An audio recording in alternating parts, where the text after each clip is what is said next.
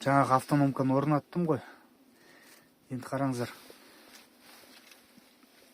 Мына пульт бұрынғы автономканың пульті. Мынау өзінікі. Өзінікімен өшіріп қоспайды. Мына қараңыздар. Пультті бассам, өшіріп қоспайды.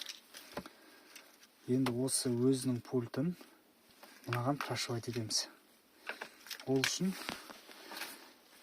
мынаны басып тұрамыз.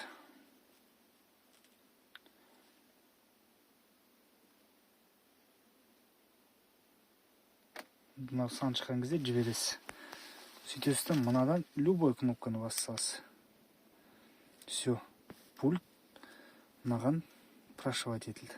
Мына өзінің қазір пультін қосам, істейді. Өшірем. Енді қараңыз, мына пульт істемейді ғой. Енді мына пультқа прошивать етсек болады. Енді бергі пультқа прошивать етеміз. Қайталаймыз, бергі пультқа прошивать етеміз. Бергі пульт бассам істемейді. Реакция жоқ, көрдіңіздер ме? Енді тура солай жаңағындай мен.